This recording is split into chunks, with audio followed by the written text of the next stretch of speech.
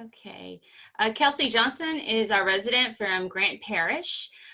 She was at Grant Junior High. Her mentor teacher was Zach Reeder.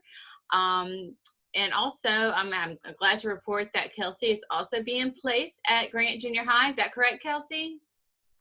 Yes, ma'am. All right, wonderful. Congrats, So, Kelsey. the technology showcase took place early last week, but Kelsey was ill and was unable to do it. So we're so glad that we're able to have this today and have this rescheduled for you to do your presentation. So whenever you're ready, you can get started. All right, I guess we can go ahead and do this. I'm going to go ahead and share screen and we can get on the road. Okay.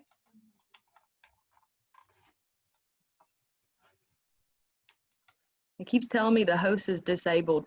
Participant share screen. Oh, there it goes. All right. All right, well, good morning, y'all.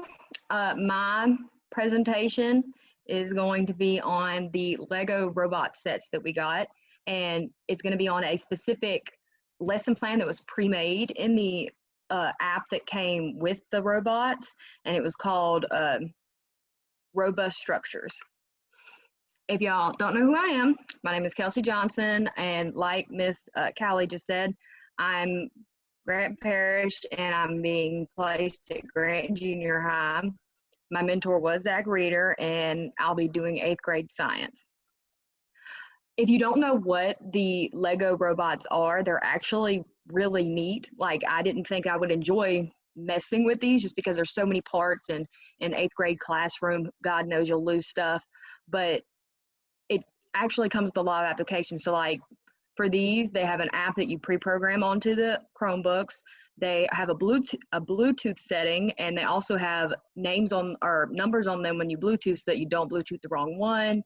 The app itself comes with a lot of prepared lessons, and with this set in particular, they're kind of lower level prepared ones, but they're still good because they give you step-by-step instructions on how to make them.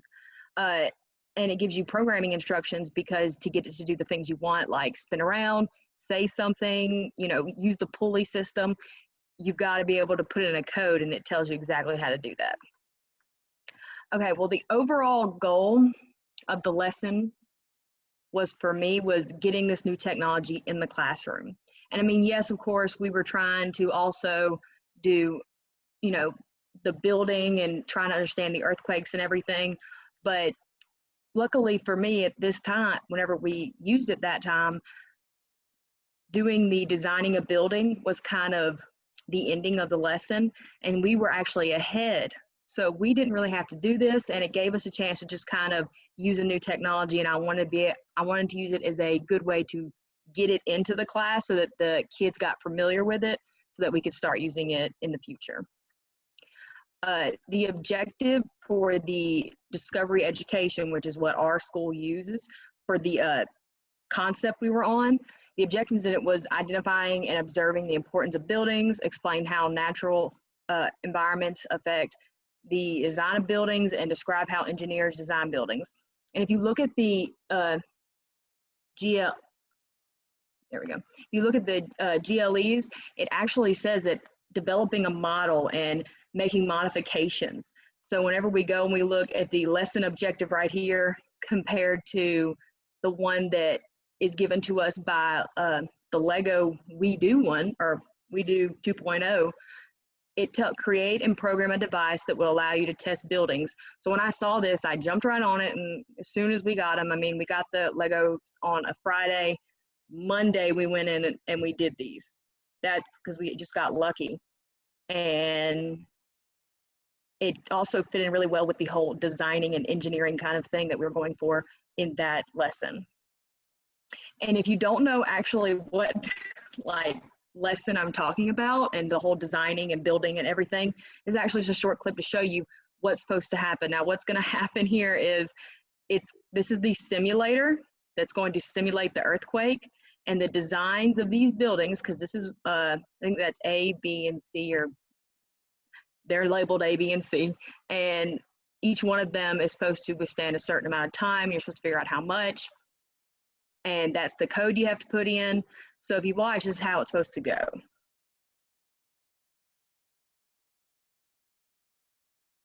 And if you see, it slowly cranks up the gear right here.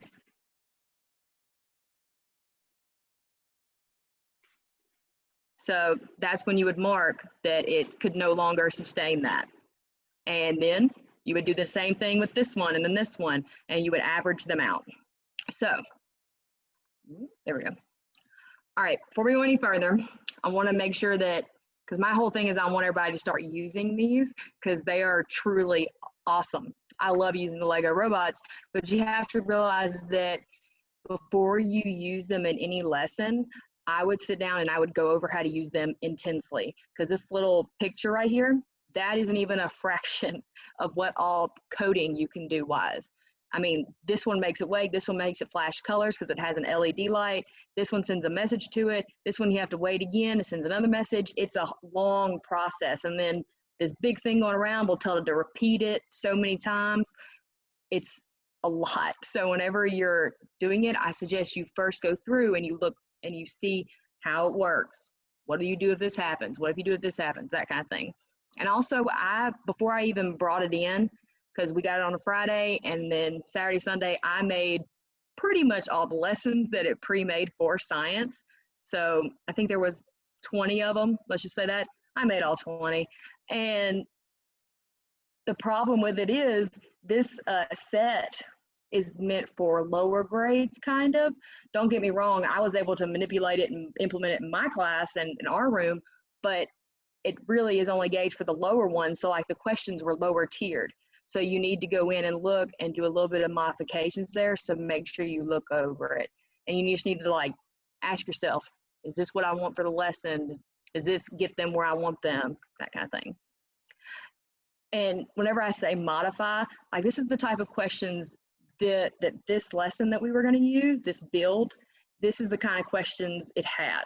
That was like the format. So I just wanted you to find the magnitude of the smallest magnitude earthquake with building B, and then test it with A and test it with A. And then it said run the same thing with B and C. Predict how predict what would happen if you repeated your investigation with a high magnitude earthquake. And so it's not really asking them to think creatively or to critically, or it's not asking them to solve a problem or answer anything. It's basically just saying, it's basically just like a treasure hunt. It's it. It's not really a thing. So I had to go in and change a few things for that. Now, the day before, this has to be one of the bigger things, because I suggest you do it a 2-day process. Because the day before, we sat down and I introduced the material to them, and you kind of lay out the ground rules for everything because it has a lot of pieces. Explain to them how it connects, because they understand Bluetooth, but each one of them is a little bit different, and the number it'll show and everything, and you need to make sure that they're pushing the right button. They all need to know how to create the codes, and because some of them are a little tricky on how you grab them, and you can't unattach some of them unless you do it a certain way.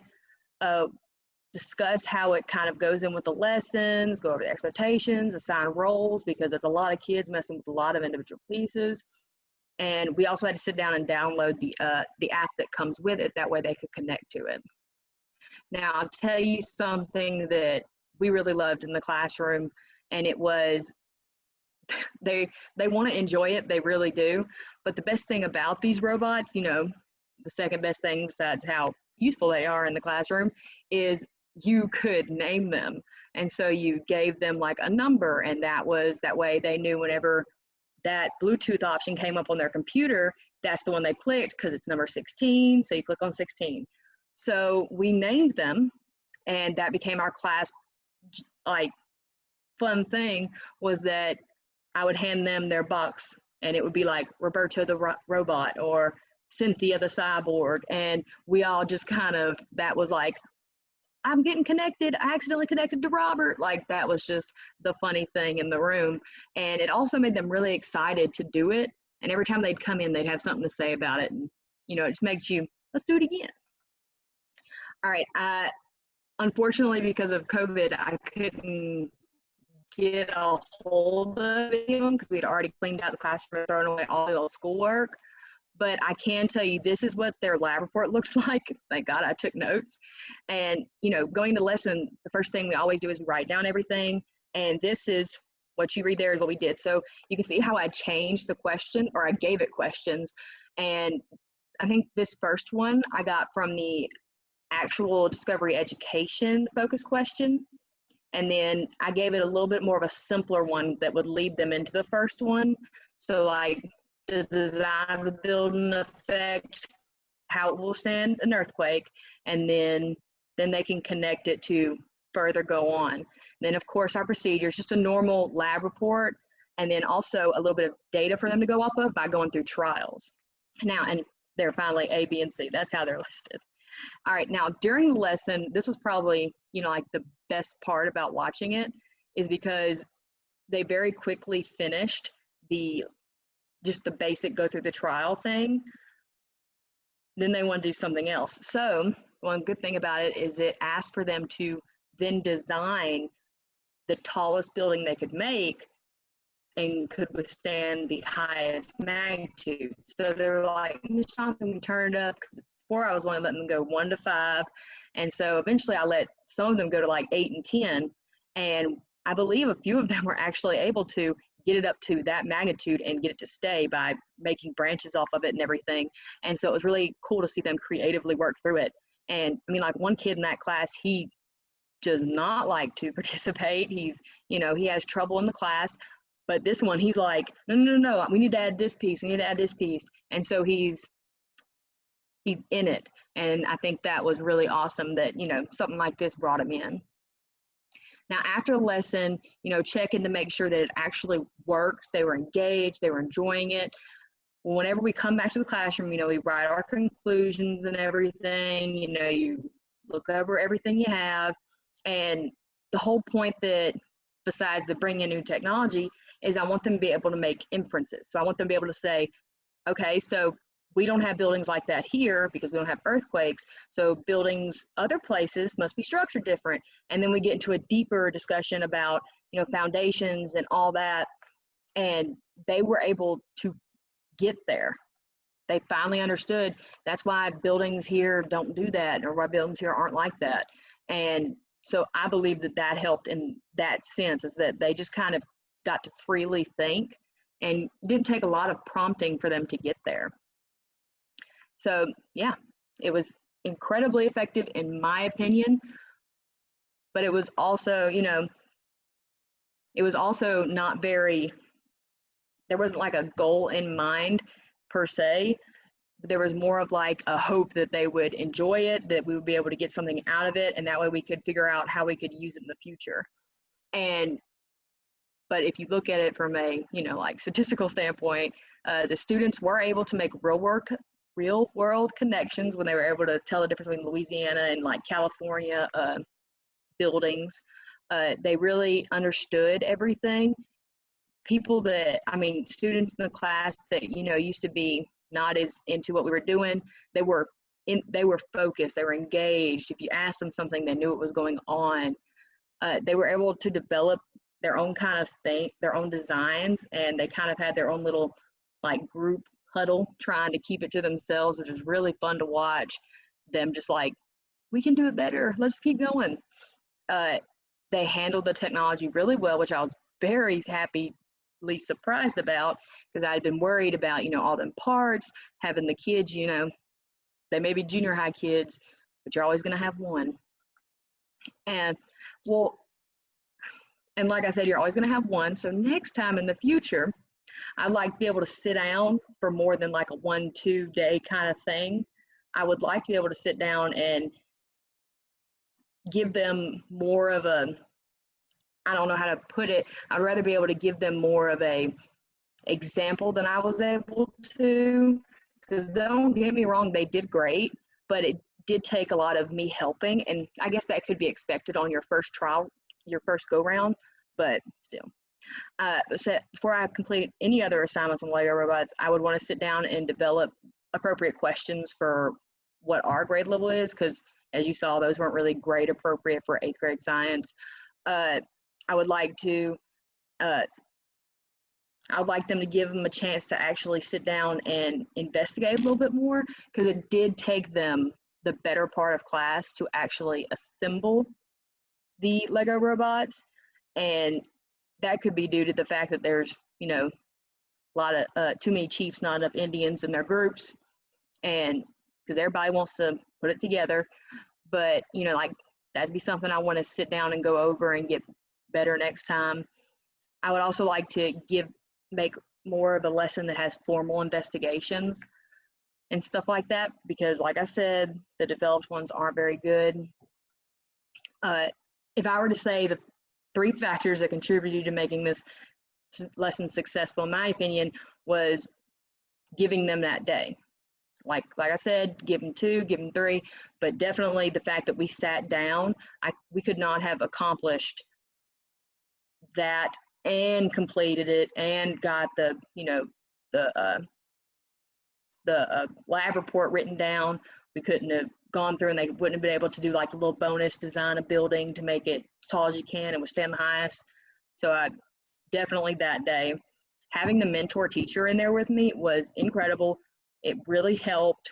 You know, it's almost like knowing there's a safety net. It's not that you need one, but it's good to know that there's someone there to catch the questions that you're missing, or to, you know, if you're not paying attention, because like I said, you always got that one, you're not paying attention, they're able to catch that kid that might drop something.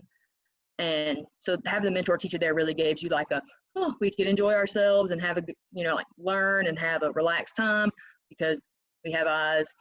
And then also making it fun for them, like the naming thing, but not letting it get too carried away. Because if there's one thing I wholeheartedly believe in, is that you learn when you don't remember things when you were having a bad time. If you were having a good time, you remember it. So if you didn't like it, you're not going to remember it. That's just how it is. If like a catchy song, anything like that, it's because you like it. So in the classroom, I want them to like it. That way they remember it. And so here we go. And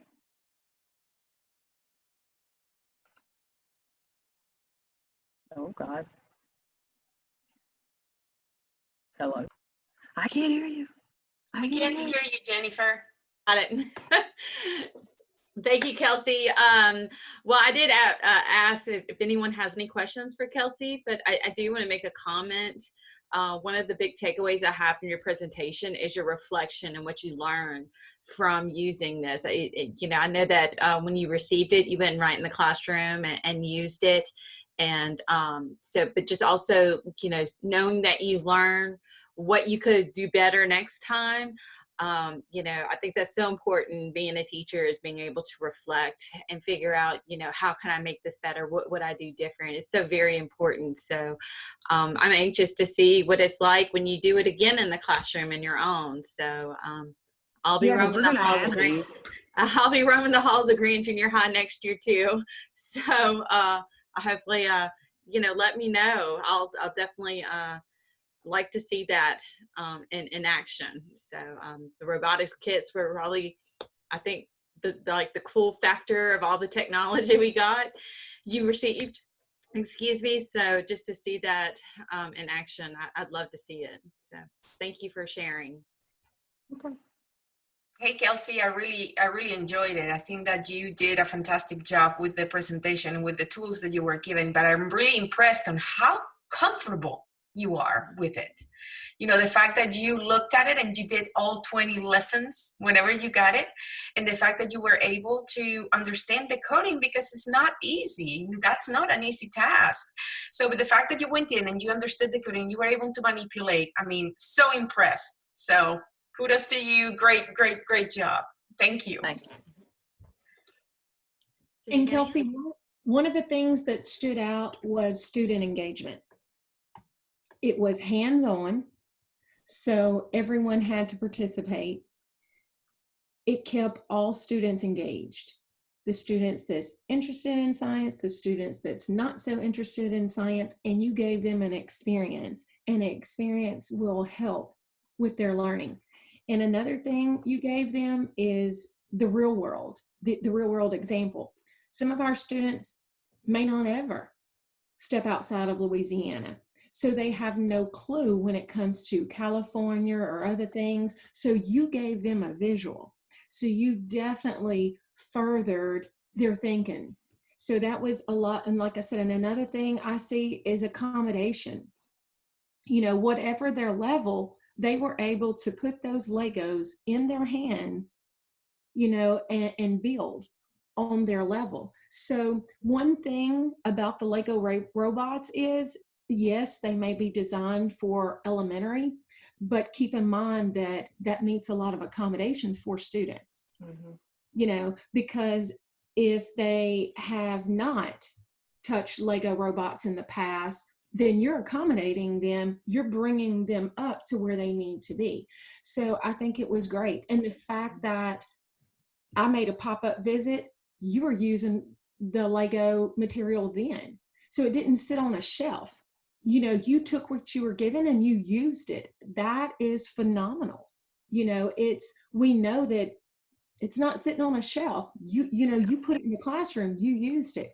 And that's fantastic. So I think it was great. And like I said, I'm so proud of you for taking, especially the Lego robots, which, you know, look like, oh my goodness, how am I going to do this? And you dove right in. So congratulations. Thank you. Anybody else? Okay. Well, Kelsey, thank you so much for today and coming on and showing us your WeDo robotics lesson. I sure do appreciate it. Glad we were able to arrange it. Good luck to you in the fall, but of course I'll be touching base with you much later as you are, you know, become officially a CLIP teacher. And so good luck to you. And thank you everyone that joined. I really do appreciate it, as I could probably talk for Kelsey and saying the same thing. Were you surprised you had an audience this morning? Or did you think it was just gonna be you and I? Well, I mean, I saw the people in the email. I didn't know you invited that many people. Well, you know, the Lego robotics kit is something that I think a lot of people are curious about. And so I just want to make sure anyone else in the other districts would have that opportunity to actually, you know, see how it was used in a lesson with one of the residents. And so if they wanted to join, they could do that and watch it. So, but I recorded it, so I'll be sharing the link so everyone can see it too. So, all right. Thank you, everyone. I appreciate all you joining us this morning. Have a good day. Goodbye.